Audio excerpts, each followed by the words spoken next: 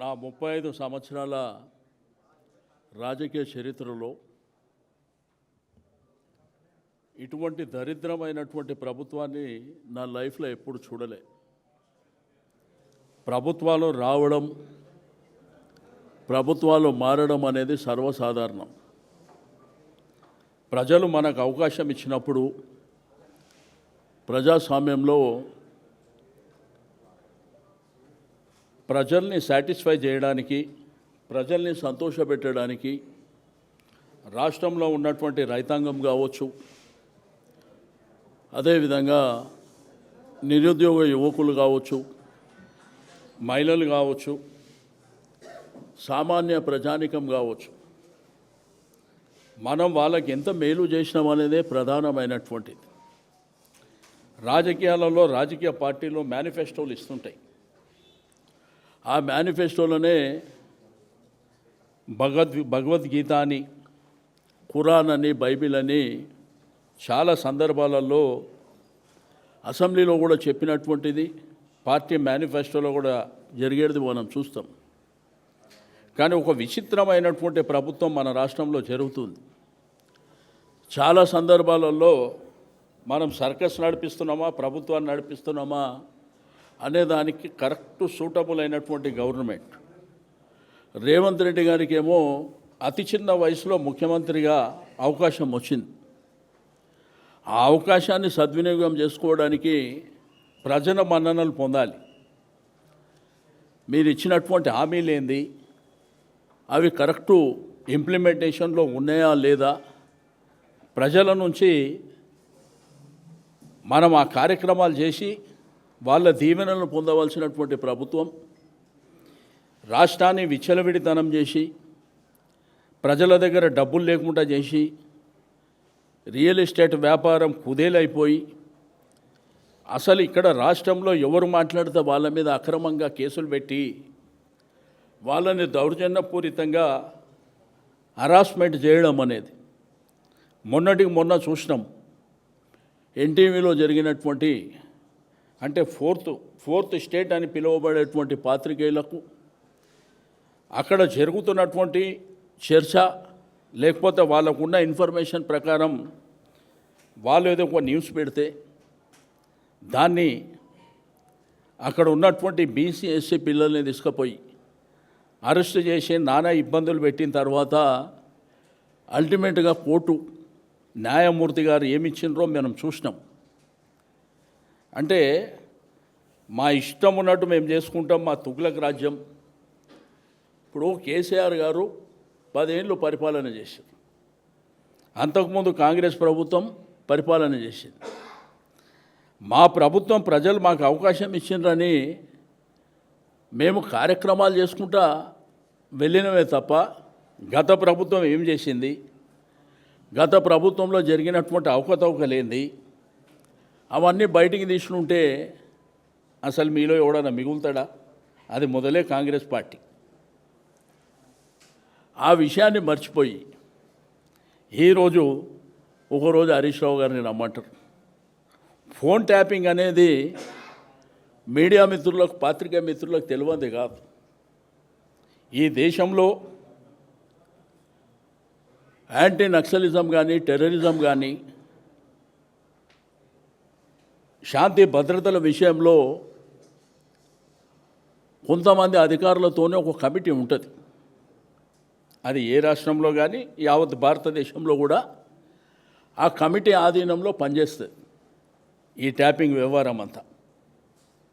ఇది కొత్త కాదు, లేకపోతే ఇప్పుడు ప్రభుత్వం ఉన్నది చేస్తలేదని కాదు. వాళ్ళ మంత్రులే బహిరంగంగా ఇంటర్నల్ మీటింగ్లో, ఫంక్షన్లలో చెప్తారు, ఫోను మాట్లాడాలంటే భయమవుతుంది మాకు, మా ఫోన్లు కూడా ట్యాప్ చేస్తున్నారు అని చెప్పి ఇప్పుడున్నటువంటి మంత్రులు మాట్లాడుతుంది కూడా మనం వింటున్నటువంటిది. అసలు ఈ రాష్ట్రాన్ని బస్టు పట్టించి మీ దోపిడీకి తెరలేపి మీరు చూసిండ్రు. ముఖ్యమంత్రి గారు మాట్లాడినప్పుడు, మంత్రులు మాట్లాడినప్పుడు ఒకటే సబ్జెక్టు మీద డిఫరెంట్గా మాట్లాడుతారు. ఆ రోజు మంత్రి గారు కొండా సురేఖ గారి డాక్టర్ ఏం మాట్లాడిందో మీరు అందరూ చూశారు. ఆ తర్వాత ఆ కేసు ఎక్కడ పోయిందో తెలియదు. సినిమా టికెట్ల విషయంలో అసెంబ్లీలో ముఖ్యమంత్రి గారు ఏం మాట్లాడినరో మీరందరూ చూశారు. నా ప్రభుత్వం ఉన్నంత వరకు టికెట్లు రేట్లు పెంచేదే లేదని. తర్వాత మొన్న ఆ మంత్రి గారు నాకు అసలు తెలియదు, నా ఫైల్ కూడా నా దగ్గరికి రాలేదని, మొన్న జరిగినటువంటి సింగరేణి అంశంలో కానీ ఈ బొగ్గు గనుల విషయంలో కానీ హరీష్ రావు గారు మొత్తం ప్రూఫ్ అంతా పాత్రికేయుల సమక్షంలో మీ ముందు పెట్టాడు. అదే రోజు సాయంత్రం కాగానే ఫోన్ ట్యాపింగ్లో మిమ్మల్ని సిట్టు వాళ్ళు పిలుస్తుండ్రు అని చెప్పి, నేనేమంటున్నా, ప్రభుత్వాలు ఇటువంటి హరాస్మెంట్ మీద ప్రభుత్వాలు నిలబడినటువంటి దాఖలు చరిత్రలో లేవు. నాకు అధికారం ఉన్నది, నేనేదో రాచరికం చేస్తా, నా ఇష్టం ఉన్నట్టు నేను చేస్తా అంటే మీ ప్రభుత్వము దీర్ఘకాలికంగా నిలబడడానికి అవకాశం ఉండదు. ఈరోజు సమాజం, ప్రజలు అందరూ చూస్తున్నారు అసలు ఈ రాష్ట్రంలో ఏం జరుగుతుంది. కేసీఆర్ గారి పరిపాలన ఉన్నప్పుడు ఎన్ని అద్భుతాలు జరిగినాయి. వాళ్ళు మాట్లాడితే ప్రజాపాలన అంటారు. అసలు ఏ ప్రాజెక్టు మీ ప్రభుత్వం లోపల ఇప్పటి వరకు ఒక ప్రాజెక్టు మేము స్టార్ట్ చేసి కంప్లీట్ చేసిన ఒక ప్రాజెక్టు పేరు చెప్పండి. మొన్న పోయిన చెనాక కొరాటా కానీ, అదేవిధంగా ఖమ్మంలో జరిగినటువంటి ప్రాజెక్టు కానీ, మీరు ఎక్కడికి పోయినా మేము స్టార్ట్ చేసినవి మీరు చేసిర్రు తప్ప కొత్తగా మీరు ఏ ప్రాజెక్ట్ అన్నా చేసిర్రా. బట్ ఈరోజు ప్రజలకు కావాల్సింది ఏంది? రైతు భరోసా ఇస్తామని చెప్పారు, అది ఇచ్చిండ్రా లేదా అనేది. 2500 రూపాయలు మహిళలకు ఇస్తా అన్నారు, అది ఇచ్చిందా లేదా? తులం బంగారం ఇస్తామన్నారు, అది ఇచ్చిండ్రా లేదా? నిరుద్యోగ భృతి ఇస్తామన్నారు, ఇచ్చిండ్రా లేదా? 2 లక్షల ఉద్యోగాలు ఇస్తామన్నారు, చెప్పిండ్రు, ఇస్తారా లేదా? మహిళలనంట కోటీశ్వరుని చేస్తామని చెప్పారు. మీకు చూసిండ్రు సమ్మక్క సారక్క జాతర జరుగుతుంది. ఆ సమ్మక్క సారక్క జాతర విషయంలో అక్కడ ప్రాజెక్టు ఏదైతే ఆ డెవలప్మెంట్ ఉన్నదో దాని విషయంలో కూడా 2 మంత్రులు, ఇన్ఛార్జ్ మంత్రికి ఎన్ని గొడవలు అయినాయో కూడా మీరే పత్రిక టీవీలో చూసారు. దానికే కదా పరిపాలన చేస్తుర్రా, సర్కస్ నడిపిస్తుర్రా అని అడిగింది. ఇట్లా ఇష్టం ఉన్నట్టు. మొన్న సికింద్రాబాద్ విషయంలో మేము ఒక ర్యాలీ, శాంతి ర్యాలీ పెడితే అక్కడ కూడా అక్రమంగా అందరిని అరెస్ట్ చేసినటువంటి వ్యవహారం. ఇక ఇప్పుడు పాత్రికేయులను కూడా వదిలిపెట్టే పరిస్థితుల్లో లేదు. వాళ్ళను కూడా ఇష్టానుసారం అక్రమ కేసులు పెట్టి బనాయించేటువంటి వ్యవహారం చేస్తారు. నేనేమంటున్నా, ఒక మంచి ప్రభుత్వం, గుడ్ గవర్నెన్స్ ఉండాలంటే పరిపాలన మీద దృష్టి పెట్టండి. మా మీద దృష్టి పెట్టడం మూలాన మీకు నష్టం జరుగుతుంది తప్ప లాభం జరగదు. మీ అంతలో మీరే తీవ్రమైనటువంటి నష్టానికి మీరు లోనవుతారు. 2 సంవత్సరాలు అయిపోయింది, దగ్గర 2 మాసాలు అవుతుంది. 2 సంవత్సరాలు 2 మాసాలు. ఈ 2 సంవత్సరాల 2 మాసాల్లో నీ అద్భుతమైనటువంటి ప్రజాపాలన ఏం చేసిర్రో ప్రజల సమక్షంలో పెట్టండి. అసలు మీరు గవర్నమెంట్ నడిపించే పరిస్థితి ఉందా? కేసీఆర్ గారు సెక్రటరియట్లో కూర్చుంటలేడు అని మాట్లాడారు. కేసీఆర్ గారు సెక్రటరియటే పోడు, అంత పెద్ద సెక్రటరియట్ కట్టిండని మాట్లాడారు. మీరు కూర్చుంటుర్రా?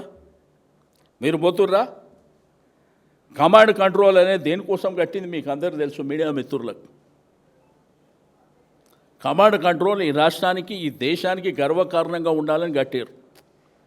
ఆయన ముఖ్యమంత్రి గారు అక్కడ పోయి ఏవో రివ్యూలు పెడతారు. మొన్నటికి మొన్న ఆయన ఫుట్బాల్ ఆడుతాడు. ప్రజలు నీకు ఫుట్బాల్ ఆడడానికి అధికారం ఇవ్వలే.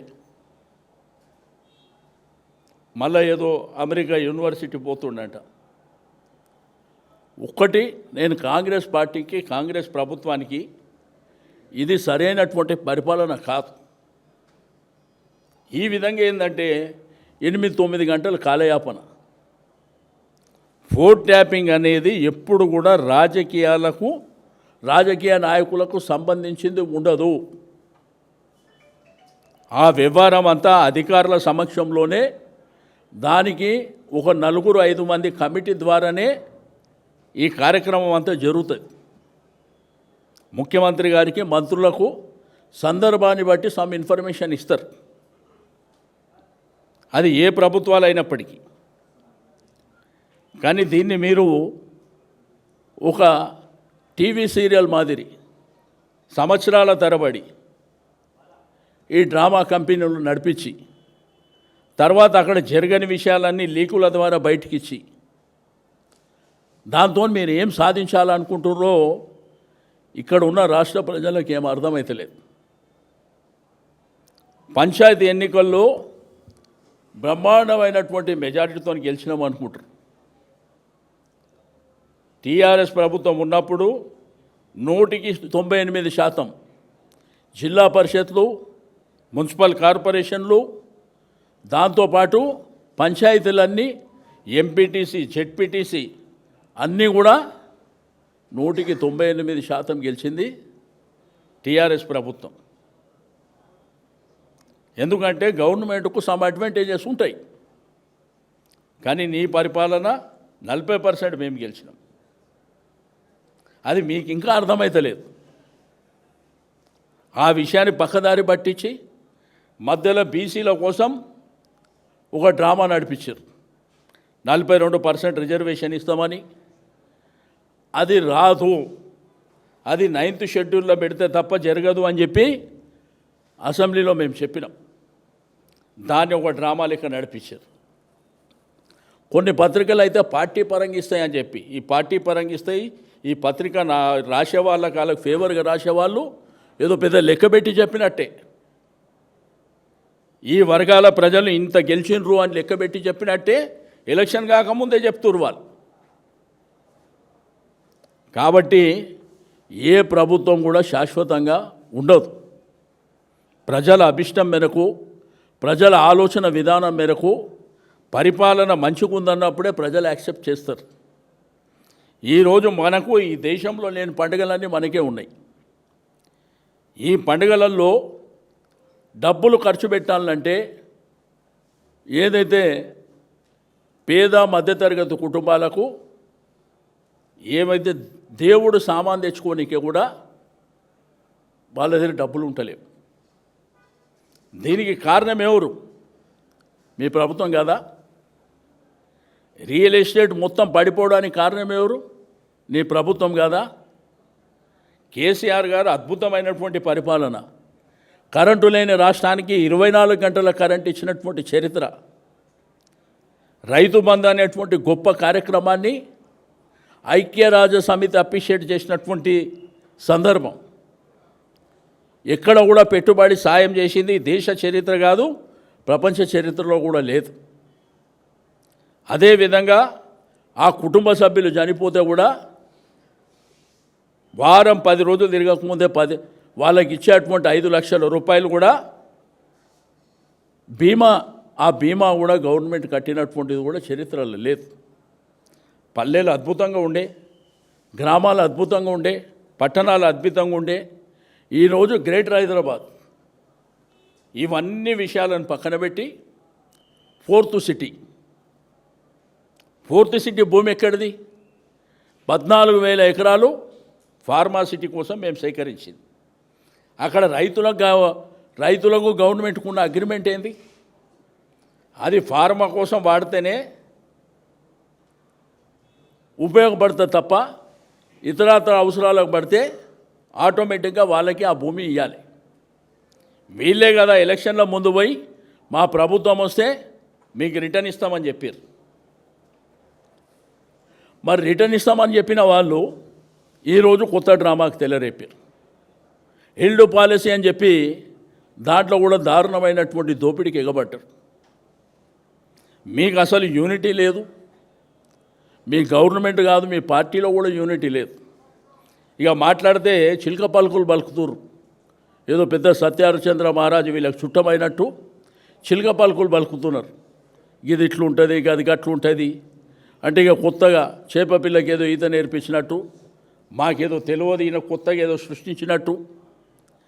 ప్రజలు కేసీఆర్ గారి ప్రభుత్వంలో సంతోషంగా ఉన్నారా, లేదు రేవంత్ రెడ్డి గారి ప్రభుత్వంలో సంతోషంగా ఉన్నారా, ప్రజల దగ్గరికి పోతే తేలిపోతుంది కదా.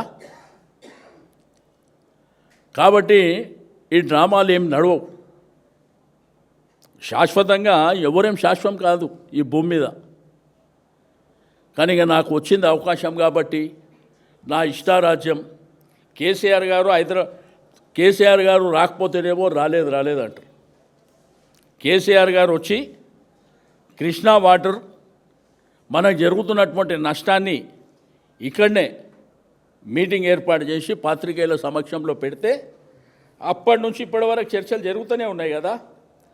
సిడబ్ల్యూసి కమిటీ వేయడం కానివ్వండి, లేకపోతే ముఖ్యమంత్రి గారు ప్రెస్ కాన్ఫరెన్సు, మంత్రులంతా ప్రెస్ కాన్ఫరెన్సు. మరి ఆ భయం లేకపోతే మీరు ఎందుకు మాట్లాడుతున్నారు? కాబట్టి నేను కోరుకునేదల్లా ఒకటే, ఇట్లా ఒకసారి హరీష్ రావు గారు, ఓసారి కేటీఆర్ గారు, దీనివల్ల మీకేమన్నా లాభం అవుతుంది అనుకుంటున్నారేమో. ఏ లాభం జరగదు, తీవ్రమైనటువంటి నష్టం జరగబోతుంది. మేము పద్ధతి గల వ్యక్తులం కాబట్టి డెఫినెట్గా పోతాం, అడిగిన దానికి సమాధానం ఇస్తాం. మీలాగా తప్పించుకొని పారిపోయేటువంటి పార్టీ కాదు మాది. కాబట్టి ఇప్పటికైనా కానీ మీ పార్టీ వాళ్ళు ఆలోచన చేసుకోండి. ఈ డ్రామాలు ఇవన్నీ శాశ్వతంగా ఉండవు. మేము 10 సంవత్సరాలల్లా మీలాగా ఆలోచించుంటే మీరు అసలు అధికారంలోకి వస్తారా? కాబట్టి మేము మా ప్రభుత్వం ఉన్నప్పుడు బాధ్యతగా ఉన్నాం. ప్రభుత్వం బాధ్యతగా పనిచేసింది, ప్రజల కోసం పనిచేసింది. కొత్త కార్యక్రమాలు తీసుకొచ్చినాం. రాష్ట్రంలో రైతాంగమే కాదు, ఇండస్ట్రీస్ కూడా 24 గంటల కరెంటు ఉన్నటువంటి. ఇప్పుడు రెండోది మీకు వరి ధాన్యం, ఆయన ఇరిగేషన్ మినిస్టర్ గారు చెప్తారు ఇది రికార్డ్. దాని రికార్డు కారణం ఎవరు? మీరు ఇచ్చిన 24 గంటల కరెంటు, నీళ్ళు ఇచ్చింది మీరా? అప్పుడు మేము చేసింది కదా. మేము రికార్డ్ అని ఆ రోజు కేంద్ర ప్రభుత్వమే అబ్బురపోయే విధంగానే కదా, దాని కంటిన్యూషనే కదా. కొత్తగా నువ్వేమన్నా చేసినావా? కొత్తగా ఏమన్నా చెక్ డ్యాములు కట్టిర్రా? ఏదైనా ఇరిగేషన్ ప్రాజెక్ట్ ఎక్కడన్నా కట్టిర్రా? మరి అద్భుతం జరిగిందని ఎట్లా మాట్లాడతారు? మీరు ఏది చెప్పినా కేసీఆర్ గారు ఫోటో పెట్టుకొని చెప్పుకోవాలి తప్ప మీ సొంతంగా మీ డబ్బా కొట్టుకొని ఇక్కడ ఏం లేదు. కాబట్టి ఇప్పటికైనా కానీ దీని వలన మీకు నష్టం జరగబోతుంది, తీవ్రమైనటువంటి నష్టం జరగబోతుంది. అది గుర్తుపెట్టుకోండి. ప్రజలు సందర్భాన్ని బట్టి అవకాశాలు ఇస్తుంటారు. బట్ మీ ప్రభుత్వం ఏడాది 1 year మీ పరిపాలన చూసినాక ఆ 1 year నుంచే స్టార్ట్ అయింది. మీ ప్రభుత్వం ఎప్పుడు పోతుందని చెప్పి ప్రజలు ఆలోచిస్తారు. మాకు ఎప్పుడు టైం వస్తుంది, జనరల్ ఎలక్షన్ ఎప్పుడు వస్తాయి, ఎప్పుడు ఈ ప్రభుత్వాన్ని సాగనంపే ప్రయత్నం చేస్తామని చెప్పి మీరు మాట్లాడేది. మొన్న నా మీద కేసులు పెట్టారు, ఏదో నేను ఆవేశంలో ఏదో మాట్లాడినా అని. మరి రేవంత్ రెడ్డి గారు కానీ మిగిలిన వాళ్ళ మీద ఎన్ని కేసులు పెట్టాలి? వాళ్ళు మాట్లాడిన భాష అంటే చట్టం అంటే అందరిది చట్టం అందరికీ మరి వర్తిస్తుందా? కొంతమందికే వర్తిస్తుందా? కాబట్టి ప్రభుత్వం ఆలోచన చేసుకోవాలి. ఇక మీదట కొంత బాధ్యతగా పనిచేస్తే ఏమన్నా మేలు జరుగుతుందేమో. కానీ మీరు ఇటువంటి కక్ష సాధింపు చర్యలేకపోతే మాత్రం దీనివల్ల మీకే ప్రమాదం, మీకే ఇబ్బందులు వస్తాయి, గుర్తుపెట్టుకోవాలని చెప్పి తెలియజేస్తున్నాం. అల్టిమేట్గా నష్టం. ఇప్పుడు ప్రజలు ఏంటంటే ఒక ప్రభుత్వానికి అవకాశం ఇచ్చినప్పుడు మంచి జరిగితే వాళ్ళకే మంచి, లేకపోతే నష్టం జరుగుతుంది అదే ప్రజలతోని. అల్టిమేట్గా అదే ప్రజల్ని మిమ్మల్ని ఇంటికి పంపిస్తారు. ఇప్పుడు ఎవరిని టార్గెట్ చేసినా అల్టిమేట్గా నష్టం జరిగేది వాళ్ళకే. ఇదంతా ప్రభుత్వంలో ఉన్నటువంటి అధికారులది బాధ్యత ఉంటుంది, రాజకీయ నాయకులది ఉండదు. ఇది ఒక్క రాష్ట్రమే కాదు, దేశవ్యాప్తంగా కూడా భారతదేశ కేంద్ర ప్రభుత్వంలో కూడా ఇది ఉంటుంది, అన్ని రాష్ట్రాలకు సంబంధించి కూడా ఉంటుంది. నేనేమంటున్నా, ఇప్పుడు ఈ ప్రభుత్వం రేవంత్ రెడ్డి గారి ప్రభుత్వంలో గుండె మీద చేసుకొని నా ప్రభుత్వంలో ట్యాపింగ్ జరుగుతలేదని ఒక ఎమ్మెల్యేని ఒక మంత్రితో కొడుతానని చెప్పేయండి. అది దేశ భద్రత కానీ రాష్ట్ర భద్రత కానీ దానికోసం ఈ వ్యవస్థ ఏర్పాటైంది. ఇప్పుడు కాదు, 50 ఏళ్ళ కిందనే ఏర్పాటైంది. కాబట్టి దానివల్ల వాళ్ళకి నష్టం జరుగుతుంది. ఫైన్, కేసీఆర్ గారిని పిలవండి.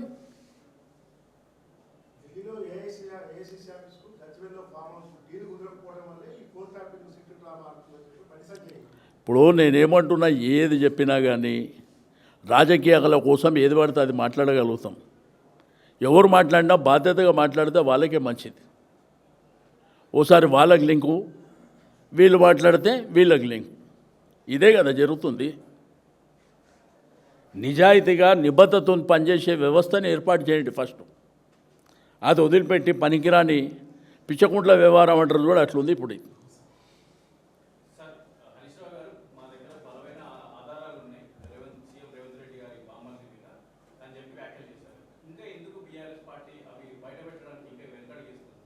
దేనికైనా టైం సందర్భం ఉంటుంది. నేనేమంటున్నా, దేనికైనా సందర్భం ఉంటుంది, అన్నీ బయటకు వస్తాయి. దానికి కూడా ఒక సందర్భం ఉంటుంది. ఆ సందర్భం ప్రకారం స్టెప్ బై స్టెప్ వస్తుంది. కాబట్టి ఏదైనా కానీ టైం వచ్చినప్పుడు అన్నీ జరుగుతాయి.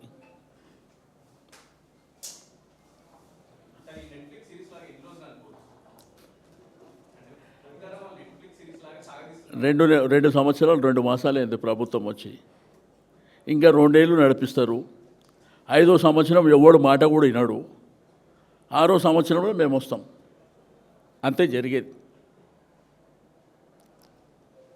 దీంట్లో ఏంటంటే సింపుల్, అది ఏమి నడిపించినా 2 ఏళ్ళే, అది కూడా 18 మాసాలు. ఆ 5th ఇయర్ ఉంటుంది కదా, ఎవడెవడి మాట వినడు. ఆ 1 ఇయర్ కాగానే మళ్ళీ మేము వస్తాం. కాబట్టి ఇదంతా చరిత్ర. నేను ఒక సీనియర్ పొలిటీషియన్గా నా అనుభవంతో చెప్తున్నా, నా అనుభవంతో చెప్తుంది. ఇది ఎప్పుడు శాశ్వతం కాదు హరాస్మెంట్ అనేది. దీని వలన చేసే వాళ్ళకి నష్టం తప్ప ఎదుటి వాళ్ళకి ఎప్పుడు నష్టం ఉండదు. మీకేందంటే అల్ప సంతోషం అంటారు కదా, టెంపరవరీగా సంతోషపడవచ్చు, బట్ ఫైనల్గా దాని జడ్జిమెంట్ వేరే రకంగా ఉంటుంది. ఇప్పుడు మొన్న ఫర్ ఎగ్జాంపుల్ ఎన్టీవీలో 3 రిపోర్టర్స్ని అరెస్ట్ చేశారు. నేను అక్కడ పోయిన కంట్రోల్ రూమ్ సీసేసుకు నేను వాళ్ళని కలుస్తా అంటే ఇవాళ హాలిడే సార్ అని చెప్పాడు. పోలీసు కూడా హాలిడే ఉంటుందని నాకు ఆ రోజు ఎరికైంది.